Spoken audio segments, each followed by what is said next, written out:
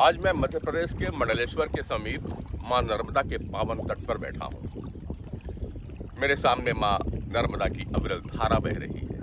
पक्षियों का मधुर कलरव, शीतल हवा का स्पर्श और प्रकृति का यह दिव्य वातावरण, ऐसा लगता है जैसे दिन की शुरुआत स्वयं मां नर्मदा के आशीर्वाद से हो रही है। प्रकृति का यह शांत वातावरण मानो समय कुछ क्षणों के लिए ठहरता गया है। मैं यात्रा में हूँ और भारत की आध्यात्मिक परंपराओं में यात्राओं का सदैव एक विशेष महत्व रहा है। यहाँ यात्रा केवल एक स्थान से दूसरे स्थान तक पहुँचने का साधन नहीं है, बल्कि स्वयं को जानने और भीतर उतरने और जीवन के गहरे अर्थ खोजने का एक माध्यम है। शायद यही कारण है कि हमारे ऋषि मुनि पर्वतों, वनों और नदियों के तट पर साधना के लिए निकल पड़ा करते थे। इसी आध्यात्मिक यात्रा के क्रम में हम पहुंचे हैं मंडलेश्वर, जहां 10 नाम जूना अखाड़े के पूज्य महंत श्री वेदानंद सरस्वती जी महाराज का आश्रम स्थित है। गुरुदेव के सानिध्य में रहने और उनके मार्गदर्शन में अन्य संतों से एवं नागा साधुओं से मिलने का अवसर मिलना अपने आप में सौभाग्य है।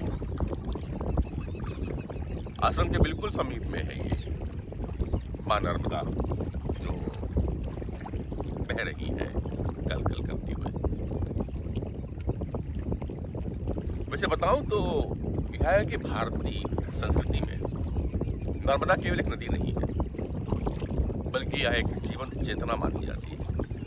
उन्हें मां कहा गया है, उन्हें मोक्षदायिनी कहा गया है। एक बहुत ही प्रसिद्ध मान्यता है कि जहाँ गंगा नहाने से जो पुण्य मिलता है, वही पुण्य मां नर्मदा के दर्शन मात्र से प्राप्त हो जाया करता है। वैसे यह आस्था का विषय है, लेकिन यहाँ आकर जो शांति की अनुभूति होती है, वह इस विश्वास को और भी गहरा करती है। मैं इस समय इसी तट में बैठा हूँ और मेरे सामने नर्मदा बह रही है। मैं उन्हें बहते हुए देख रहा हूँ और मन में एक ही विचार बार बार आ रहा है। यह नदी सदियों से निरंतर बह रही है। न जाने कितने ऋषि मुनि संत और साधकों ने इसी तट पर बैठकर जीवन के सत्य को खोजा होगा।